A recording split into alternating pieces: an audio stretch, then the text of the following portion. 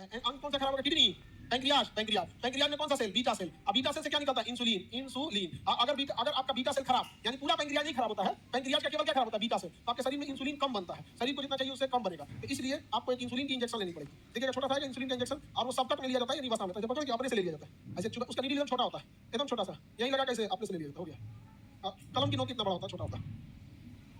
Project tiger 1973, tiger को project elephant 1992, ये याद है? मजरमत संरक्षण 1975। अगला गैंडा परियोजना 87, हिम तेंदुआ 2009, हिम तेंदुआ 2009। भूला कौन था? गेंडा वाला। पारा क्या होता है? मिनी माता रोग, ये याद रखिएगा, क्वेश्चन आएगा। पारा मिनी माता रोग जापान से फैला था, शरीर टाइट हो जाता है, कुर्सी पे बैठ के मारेंगे तो वैसे नहीं मरले रह जाएंगे, समझा कि नहीं? आ गया, पकड़ जाएगा। कैडमियम प्रदूषण, इटाई इटाई किडनी खराब हो जाएगा। नाइट्रेट बच्चों में blue baby syndrome. Arsenic white food खजवट हो जाएगा। व्हाइट फूड होता है, ब्लैक फूड लिख दिया, व्हाइट फूड बना दीजिए, ब्लैक फूड नहीं, व्हाइट फूड। ब्लैक फूड में तो गैंग्रीन हो जाएगा, व्हाइट कर दीजिए उसको, गलती से ब्लैक लिखा गया। ब्लैक फूड में गैंग्रीन हो जाता है। गैंग्रीन, आप तावा का कलर देखें काला, वैसे पैर की उंगलियां एकदम काली हो जाती है, उस तरह का एकदम कोयले की तरह काली हो जाएगी, और वो उंगली काट के निकालना पड़ेगा फिर, क्योंकि वहां ब्लड सप्लाई बंद हो जाएगी। नहीं, वो तो चोट लगने से तो टेम्पोररी होता है, वो गैंग्रीन नहीं है। लेकिन अगर किसी का किडनी फेल है और ब्लड सप्लाई में दिक्कत है, तो लास्ट छोर तक ब्लड नहीं पहुंचता है, और वहां पर वो शरीर एकदम कोयले जैसे काला हो जाता है, जिसे गैंग्रीन कहते हैं, काट के निकालना पड़ेगा, ऑपरेशन करना होगा। नहीं, एकदम काला हो जाता है, डॉक्टर को दिखाओ आप। आगे बढ़ते हैं। अगला क्या होता है? फ्लोराइड। फ्लोराइड हड्डियों में पाया जाएगा। फ्लाई एश, अगर धूल बहुत ज्यादा उड़ रहा है फ्लाई एश, तो आपका फेफड़ा खराब हो जाएगा, श्वसन संबंधी रोग हो जाएगा। फ्लाई एश मतलब धूल, फ्लाई एश मतलब धूल, धूल गंदा ज्यादा होगा तो उड़ जाएगा। अगला क्वेश्चन क्या कहता है? रामसर, रामसर ये तालाब आपको बचाने के लिए था, रामसर सम्मेलन तालाब बचाने के लिए। हॉट स्पॉट जैव विविधता, हॉट स्पॉट जैव विविधता। क्योटो प्रोटोकॉल CO2 कम करने के लिए green house. Montreal protocol ozone के लिए, ओजोन संरक्षण कब मनाया जाता है? 16 सितंबर, 16 सितंबर, 16 सितंबर। ये प्रोटोकॉल याद रहना चाहिए आप लोग को, अदरवाइज में दिक्कत होगा आप लोगों को। आगे बढ़े। रेड डेटा बुक, जो विलुप्त होने के कगार पे उन्हें रेड डेटा बुक। कैबुल नाम जाओ, दुनिया का एकमात्र तैरता हुआ उद्यान कहाँ है? मणिपुर में। रेड डेटा बुक में जो विलुप्त होने वाले हैं उनको रेड डेटा बुक में रखा जाता है।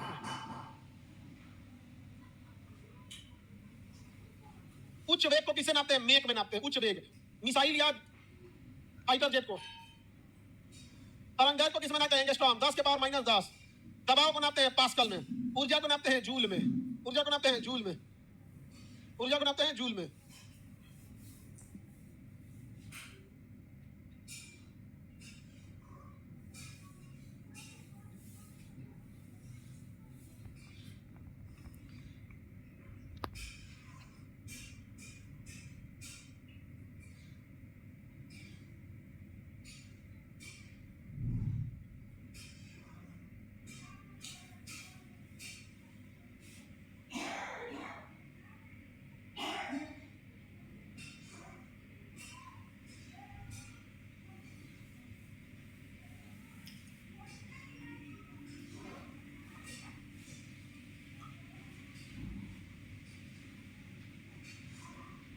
जूल किस चीज का मात्रक होता है? कार्य का मात्रक है जूल। एम्पियर धारा का मात्रक है, एम्पियर धारा को। वाट शक्ति का मात्रक है, वाट। वोल्ट वोल्टेज का मात्रक है, वोल्ट। कैलोरी ऊष्मा का मात्रक है। कैलोरी किसका मात्रक है? ऊष्मा का मात्रक है, ऊष्मा का मात्रक है कैलोरी। ऊर्जा का भी मात्रक है कैलोरी, ऊष्मा का मात्रक है कैलोरी। बाबू साइंस बहुत परेशान करता है, इसलिए मजाक नहीं, ठीक है? एकदम अच्छा से। हाँ, मात्रक को पूछेगा। देखो, जब भी किलो बोले, मेगा बोले, तो इससे घबराना नहीं है कि उसी को बढ़ा चढ़ा के बोल रहा है। जैसे अगर वाट वोल्टेज, विभवांतर माने वोल्टेज, अगर वाट वोल्टेज है तो किलो वाट से घबराना नहीं है। किलो वाट, मेगा वाट उसी को बढ़ छोड़ करता है। जैसे वोल्ट है तो किलो वोल्ट, मेगा वोल्ट, ये सब नहीं करना। ये नहीं देखना। जैसे एम्पियर है, किलो एम्पियर क्या मतलब है उसको, जैसे ग्राम और किलो, उसमें अंतर क्या है? क्यूरी रेडियो एक्टिविटी की मात्रा है। रेडियो एक्टिविटी की मात्रा खानदानी वैज्ञानिक थे, पियरे क्यूरी, मैडम क्यूरी, ये क्यूरी सब खानदानी वैज्ञानिक थे सब। क्यूरी, खाद्य पदार्थ की ऊर्जा कैलोरी में है, कैलोरी। बताइए तो 1 ग्राम कार्बोहाइड्रेट में कितनी कैलोरी होती है? 4.2। प्रोटीन कहेंगे तो 4.3, और अगर हम फैट का देंगे तो 9.2। 9.2 डेसिबल किसका मात्रक है? ध्वनि का। डेसिबल किसका है? ध्वनि का। 80 डेसिबल से ज्यादा जाएंगे तो प्रदूषण होने लगेगा। नॉर्मल बातचीत की भाषा 30 से 40 डेसिबल, 30 से 40 डेसिबल नॉर्मल बातचीत जो करते हैं लोग। समझ आ गया कि नहीं आ गया? और जो आप लोग फोनवा पे बतियाते हो लोग 20 डेसिबल पे बताते हो। नहीं समझ आ गया? फोनवा पे ऐसे बतियाता है तो बगल से गुजर जाएगा तो पता नहीं चलेगा। नहीं समझ आ गया? अरे मत पूछो, ये सब घरे जाएगा सर ना तो पानी चालू कर देगा सर, बाल्टी में भर भर होगा, उसमें बतियाएगा सर। आने में भी लाई है सर, तुम लोग को बर्बाद कोई और नहीं किया है, तुम अपने से बर्बाद हुए हो। आगे बढ़ते हैं। निम्न में से कौन सा सदिश राशि है? देखो, सदिश राशि वह राशि होती है जिसमें डायरेक्शन बताना जरूरी होता है। जैसे आपकी लंबाई किस डायरेक्शन में है इससे किसी को कोई मतलब नहीं है।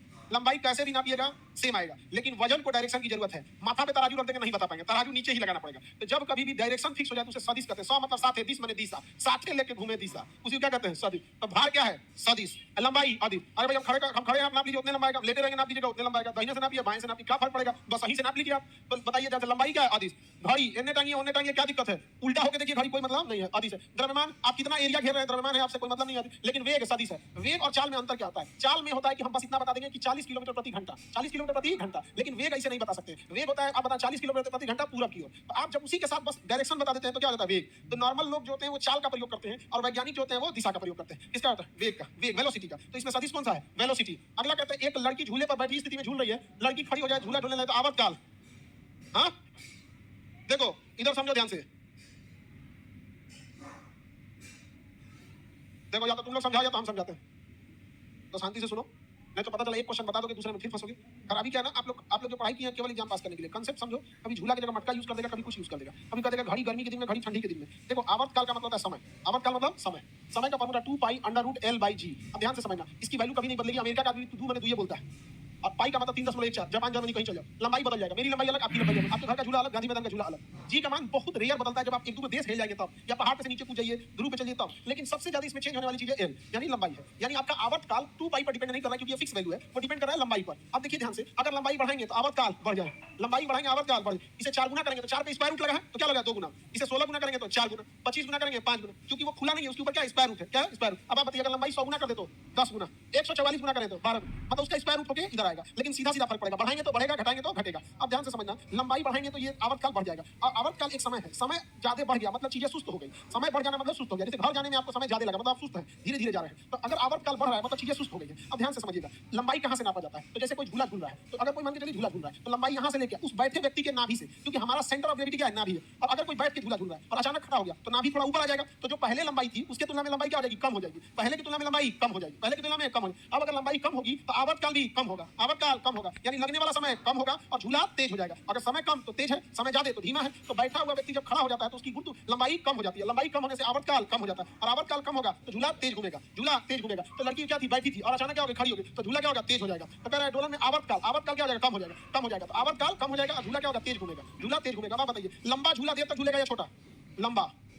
देखो कैसे, मेरी ओर ध्यान दो, लंबा झूला की लंबाई ज्यादा, आवर्तकाल ज्यादा, झूलने में समय लगेगा ज्यादा, इसलिए जितना लंबा झूला रहेगा उतना देर में लौट के आएंगे। अपनी का झूला लेके झूलाते ही नहीं, मंदिर में देखना भगवान के लिए झूला लगा देते, फट फट घूमते रहता है, नहीं समझे, जितना कम झूला रहेगा उतना तेज होता है। समझा गया, यही वजह है कि जब झूला झूलाता है, जब झूला धीमा हो जाता है तो देखिएगा लोग अपने से फिजिक्स फॉलो करने लगता है। झूला जब धीमा होगा ना तो लोग लेट जाएंगे, क्या होंगे लेट जाएंगे। अगर लेटेंगे तो आपकी लंबाई थोड़ी सी और बढ़ेगी, लंबाई बढ़ेगी तो समय बढ़ेगा, थोड़ा देर तक झूलेंगे। समझा गया, इसकी दिक्कत। अच्छा मैं खाली लड़की पूछेगा, हाँ लड़का का झूला झूला तू देगा झूला। यदि किसी वस्तु का वेग दोगुना कर दिया जाए तो संवेग दोगुना हो जाएगा, गति 4 गुनी हो जाएगी। देखो मेरी ओर पहले समझ जाओ, संवेग का फार्मूला होता है P बराबर m इंटू भी, m इंटू भी। अब आप बताइए अगर वेग को बढ़ाएंगे तो संवेग भी बढ़ेगा, अगर 2 गुना बढ़ाएंगे तो 2 गुना बढ़ेगा, 4 गुना बढ़ाएंगे 4 गुना बढ़ेगा। तो कह रहा है 2 गुना वेग किए हैं तो संवेग भी 2 गुना। अब देख लेते हैं गति ऊर्जा को, गति ऊर्जा का फार्मूला होता है K बराबर half mv square, half mv square. क्योंकि क्वेश्चन में केवल वेग को बढ़ा रहा है, क्वेश्चन में केवल किसे बढ़ा रहा है वेग को। तो वेग जब बढ़ाएंगे तो यहाँ वेग भी की तरह अकेले एक स्क्वायर है, यहाँ 2 गुना किया था तो 2 गुना हो गया था, 4 गुना करते तो 4 गुना होता है। लेकिन नहीं जो आपने साथ खोपड़िया में स्क्वायर लेकर बैठा है, तो अगर 2 गुना करेंगे तो क्या हो जाएगा 4 गुना। तो 2 गुना वेग करने से गति जो क्या हो जाएगी 4 गुना, लेकिन 2 गुना वेग करने पे संवेग क्या होगा 2 गुना। तो संवेग होगा 2 गुना लेकिन गति जो हो जाएगी 4 गुना। तो ये दोनों चीजें क्या है सही है, दोनों चीजें क्या है सही है। फिजिक्स में अगर आपको फार्मूला याद है हो जाएगा। अच्छा 4-5 को फार्मूला का यूज होगा, जितने फार्मूला पे क्वेश्चन आएंगे हम सब फार्मूला यहाँ लिख देंगे। ओकरा से बाहर आ गया हम न्यूटन को उठा लेंगे एकदम उठा के, काहे पूछा सुनते बताओ, नहीं समझेगा। आइंस्टीन को लेके आएंगे हम, हाँ आज हम से पूछेंगे काहे नहीं पूछा, इसलिए जितना फार्मूला लिख रहे हैं इतने फार्मूला पूछेगा। 10 को से ढेर फार्मूला नहीं लिखेंगे, 10 को से ढेर फार्मूला नहीं लिखेंगे। हमें पता है कि बच्चे के ऊपर इतना बिना मतलब का बोझ क्यों बनाए, समझे। नहीं पूछा तब, हाँ ऐसे कैसे नहीं पूछेगा। हाँ ये पढ़ा पढ़ा कम बुढ़ा गए। न्यूटन के गति के नियम बताइए क्या है, कौन सा सत्य है। न्यूटन ने क्या बोला था, देखिए प्रथम नियम बल की परिभाषा बताता है, बल एक प्रकार का धक्का या खिंचाव है, और बल जो होता है ये जड़त्व के विरोध में काम करता है। किसके विरोध में काम करता है, जड़त्व के विरोध में। जड़त्व क्या होता है, कोई भी चीज रिलीज हो जाती है, जैसे हम रुके हुए हैं ना तो हम चाहेंगे रुके रहें जब तक हम पे बल नहीं लगाए, और अगर हम गति कर रहे हैं तो हम सोचेंगे रुके ही नहीं जब तक सड़क घर्षण बल नहीं लगाए। समझा गया कि नहीं। तो ये है इनर्शिया, बल किसके खिलाफ काम करता है, इनर्शिया। जैसे ब्रेक का बल गति के खिलाफ काम करता है, एस्केलेटर विराम के विरुद्ध काम करता है। तो आपका पूरा बल इसी में बर्बाद होता है, रुकल को ढकेलो, ढकेलो को रुको, बस। समझा गया कि नहीं। जैसे जैसे आप मोबाइल चला रहे हैं रात में तो सुतने का मन नहीं करेगा, और घसका दे, और घसका रील देखे, सुतने का मन नहीं करेगा। अशुद्ध गए तो सुबह उठने का मन नहीं करेगा। यही क्या है? जड़त्व। यही क्या है? जड़त्व। आप लोग में भी जड़त्व है क्या नहीं? तो न्यूटन का चौथा नियम, पहला नियम समझ में नहीं आ गया? किसी को जैसे आप बैठ के पढ़ रहे हैं तो मन करेगा आप उठ के जाएं, अब उठ के जाओगे तो मन करेगा आप चले क्लास में, परीक्षा है, एकदम उल्टे मन करता है। उसी क्या कहते हैं? जड़त्व का नियम। नहीं समझे? दिमाग पकड़ा। बल का दूसरा नियम, इसमें क्या कहता है? बल की परिभाषा ज्ञात होती है। इससे बल का समीकरण होता है। परिभाषा के क्या लिख दिया? समीकरण। क्या लिख दिया? समीकरण। बल का फार्मूला पता है? समीकरण मैंने फार्मूला, ए बराबर m into a, ए बराबर m into a, ए बराबर m into a, समझे? अरे है तो इसमें एक को सही, हम सुधार दे रहे हैं सबको, है इसमें एक को सही, हम काट के सुधार दे रहे हैं क्योंकि एग्जाम में कोई भी आएगा, नहीं समझे? अच्छा, इसी को कहते हैं संवेग। इसी से समीकरण मिलता है, इसी से क्या मिलता है? संवेग भी मिलता है, संवेग भी मिलता है। और तीसरा नियम क्रिया प्रतिक्रिया का है। संवेग का नहीं क्या है? Action reaction. क्या है? Action reaction, action reaction, action reaction. मतलब किसी को ढकेलेंगे तो वो ढकेलेगा आपको। क्रिया प्रतिक्रिया, जैसे ताली बजाते हैं तो दोनों हाथ को चोट लगता है, यही है क्रिया प्रतिक्रिया। ये वो मारेगा, वो उसको मारेगा, समझे? यही क्या है? क्रिया प्रतिक्रिया। हम सुधार दिए ताकि आप लोग को दोनों लगा सके। अगला, खड़ी गाड़ी खींचते समय हुए घोड़ा किस बल के कारण आगे बढ़ता है? देखो, घोड़ा जमीन को पीछे ढकेलता है और जमीन घोड़ा को आगे ढकेलता है। हम सब इसीलिए गलती करते हैं। न्यूटन का तीसरा नियम, हम जमीन को ढकेलते हैं पीछे और जमीन हमें ढकेलता है आगे। लेकिन अगर वहीं गोबर या कीचड़ या केला का छिलका रख दीजिए, हम जमीन को ढकेलेंगे पीछे, अब छिलको चल जाएगा पीछे में। कहेगा हम न्यूटन का नियम ना मान तो हम लोग छिटा जाएंगे। तो बालू पे क्यों नहीं चल पाते हैं? बालू ढकेलता ही नहीं है। पानी पे क्यों नहीं चल पाते? पानी ढकेलता ही नहीं है। हवा में क्यों नहीं चल पाते? हवा ढकेलता ही नहीं है। हवा ढकेलता ही नहीं क्योंकि बहुत विरल है, समझेंगे कि नहीं? क्या तो ढकेलेंगे तो चल सकते। गाड़ी और घोड़े पर आरोपित बल, घोड़े द्वारा अपने पैरों से पृथ्वी पर लगाया गया बल, डी, पृथ्वी और घोड़े पर बल। हाँ, घोड़े द्वारा अपने पैरों से पृथ्वी पर आरोपित बल से जैसे वो बल लगाएगा हो जाएगा यहाँ पे। पहले बल घोड़े में लगाएगा जी।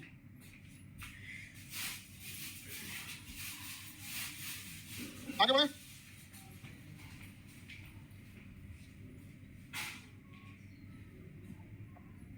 चलो देखो, व्यतीकरण सुनो ध्यान से। व्यतीकरण क्या होता है? प्रकाश के ये गुणों को अगर आप ध्यान से नहीं पढ़ेंगे तो एक क्वेश्चन छूटेगा। देखो ध्यान से, एक ही में सब समझ जाना। एक होता है प्रकाश का परावर्तन। जैसे हम एक बॉल फेंके दीवार पे और लौट के चला गया, इसे कहेंगे परावर्तन। मतलब ऐसे हम खिड़की पे मारे किसी की दीवार, किसी खिड़की पे मारे इसे हमसे, खिड़की अब लग के वापस आ गया तो परावर्तन। ऐसे मारे अपन खिड़कियां खोल दिया, अंदर चल गया, वो होगा अपवर्तन। क्या हो गया? अपवर्तन। तो प्रकाश लौट के आया तो परावर्तन, और वो पास चल गया। अब तो लेंस के उस पार देख सकते हैं चश्मा के, अपवर्तन। लेकिन जिसपे अपना थूथू थोड़ा देखते हैं हम लोग, उसमें परावर्तन। तो दर्पण में परावर्तन और शीशा में अपवर्तन, शीशा में अपवर्तन। अच्छा, मुड़ गया तो विवर्तन, मुड़ गया तो विवर्तन, मुड़ भी जाता है। देखिएगा, रोशनी जो होता है ना, अगर कमरे में रोशनी है ना तो थोड़ा थोड़ा खिड़की से, थोड़ा थोड़ा जंगले से बाहर आते रहता है, डायरेक्ट नहीं आएगा, थोड़ा थोड़ा आएगा। जैसे किसी कमरे में अगर लाइट जल रही है तो उस कमरे का दरवाजा खुलेगा तो थोड़ा थोड़ा लाइट लगा जाएगा बाहर, तो उसे क्या कहेंगे? विवर्तन। तो मुड़ गया तो आ गया तो परावर्तन, हिल गया अपवर्तन, हिल गया लौट के आ गया, मुड़ गया, बिखर गया प्रकीर्णन, बिखर गया। जैसे शीशा लेकर बुकनी चूर कर दीजिए, बुकनी चूर कर दीजिए और टॉर्च जलाइए, अजीब हो जाएगा। तो बिखर गया तो प्रकीर्णन, बिखर गया तो धूल और बालू पर प्रकीर्णन, धूल और बालू पर। अब मुड़ गया तो आ गया वापस, हिल गया। हाँ, अब पानी में मछली दिखती है तो हमारी आंखें पानी को हेल के देखती है तभी। हाँ, तो कोई चीज पानी में दिख जाता है, अपवर्तन। हाँ, अब लेकिन शांत पानी में हम अपना चेहरा देख लेते हैं, परावर्तन। मछली में पानी दिख रही है, अपवर्तन। हाँ, मछली पानी नहीं, पानी में मछली। ये कलयुग का अर्जुन है। नहीं समझे? उस समय अर्जुन से पूछा क्या दिख रहा है? खाली अखिए दिख रहा है। नहीं समझ आ गया? युद्ध के मैदान में कर्ण कहा कि हमारा खाली अर्जुन दिख रहा है। तो कृष्ण भगवान बचा लिया अर्जुन को, इतना मार मारता कर्ण, फुल पेपर लीक व्यवस्था कर देता। द्रोणाचार्य जी उनको बचाने लिए थे, एकलव्य का अंगूठा कटवा लिए, नहीं समझा? उनको जबरदस्ती पास कराया गया। लेकिन ये था कि अर्जुन सत्य के रास्ते पे था और कर्ण गलत रास्ते पे था। आप कितने भी अच्छे रहेंगे, गलत रास्ते पे नहीं जाएंगे। हम तो समझ आ गया? वापस आया प्रकाश, हम आप हमें क्यों देख रहे हैं? परावर्तन। हाँ, परावर्तन, समझ आ गया? लेकिन हमारे और आपके बीच में हवा है, हवाओं को चीर के देख ले रहे हैं तो वायुमंडल का अपवर्तन, हमारे चेहरे का परावर्तन, वायुमंडल का अपवर्तन। तारे देख लेते हैं, वायुमंडल का अपवर्तन। चांद दिख जाता है, अपवर्तन। पानी के अंदर दिख जाता है, अपवर्तन। दर्पण में परावर्तन, टूटे हुए कांच में प्रकीर्णन, मुड़ गया विवर्तन, मुड़ गया। रंगों में बिखर गया, वर्ण विक्षेपण, रंगों में बिछड़ गया। इंद्रधनुष, वर्ण विक्षेपण, इंद्रधनुष। एक कहता है ऑप्टिक्स पढ़ना है, इन्ने उन्ने, ऐसे हुआ था, वैसे हुआ था, वैसे हुआ। मतलब समझ रहे? प्रकाश को पीछे जैसे इन्ने से पीटा था, बोलने से पीटा था, दूर दिया था, पूछ दिया था, नहीं समझ गया? यही तो पढ़ना है किसमें? प्रकाश के बारे में। किसमें बताएं? क्या बता दिया?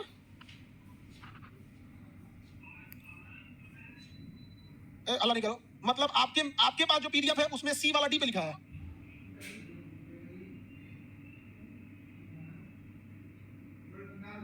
ये चलो आगे बढ़ो, आगे बढ़े। देखो, व्यतीकरण क्या होता है समझो। अल्लाह नहीं करो, सुनो। तो अलग अलग प्रकाश आके अगर आपस में मिल जाएगी तो उसे कहेंगे व्यतीकरण। जैसे दो टाच आपस में जला देते हो, व्यतीकरण। क्या होता है? व्यतीकरण। तो व्यतीकरण की खोज किया था यंग, व्यतीकरण की खोज किया यंग, विवर्तन की खोज किया ग्रेमाल्डी। प्रकाश का मुड़ना क्या कहलाता? विवर्तन। प्रकाश का मुड़ना, प्रकाश का भटक जाना कई डायरेक्शन में ध्रुवण, प्रकाश का भटक जाना ध्रुवण। तो ध्रुवण की घटना केवल अनुप्रस्थ तरंगों में होती है। ये क्वेश्चन पूछा हुआ है, ध्रुवण कहाँ होगा, तो केवल आया था, ध्रुवण की घटना केवल किसमें होगी, अनुप्रस्थ तरंग। मतलब भटकने का काम कौन करता है, अनुप्रस्थ तरंग। प्रकाश विद्युत प्रभाव की खोज आइंस्टीन ने किया था और इसी वजह से आइंस्टीन को नोबेल प्राइज भी मिला था। प्रकाश विद्युत प्रभाव 16 इसी में काम करता है। अनिश्चितता का सिद्धांत दिया था हाइजेनबर्ग। हाइजेनबर्ग ने कहा था कि अगर कोई इलेक्ट्रॉन घूम रहा है, हल्ला नहीं कर रहा हूं, अगर कोई इलेक्ट्रॉन या कोई चीज गति कर रहा है तो उसका स्थिति का पता और उसके वेग का पता आप नहीं निकाल पाएंगे। जैसे देखिए यहाँ कोई इलेक्ट्रॉन घूम रहा है, आप बताइए एक साथ इसकी स्थिति और वेग दोनों बताइए कहां पे है, अभी बता दो ले। तो किसी गतिशील चीज वस्तु के लिए स्थिति और वेग दोनों एक साथ आप नहीं बता पाएंगे अनिश्चित स्तर। रमन प्रभाव भारतीय वैज्ञानिक सीवी रमन ने किया था। एक्सरे को रोन्टगन ने किया था। परमाणु के नाभिक का मॉडल रदरफोर्ड ने दिया। परमाणु के नाभिक का मॉडल रदरफोर्ड ने दिया। शरीर का वजन सुनो ध्यान से, भार बराबर m इंटू जी होता है। भार बराबर क्या होता है, m इंटू जी। भार बराबर m इंटू जी। और मेरी ओर ध्यान दो, द्रव्यमान कभी बदलता नहीं है। अगर जी का मान ज्यादा तो भार का मान ज्यादा, यदि जी का मान कम तो भार का मान कम। अब जी का मान सबसे ज्यादा क्या होता है, ध्रुवों पर, तो ध्रुवों पे जी का मान ज्यादा तो भार भी ज्यादा, ध्रुवों पर अधिकतम होगा, ध्रुवों पर अधिक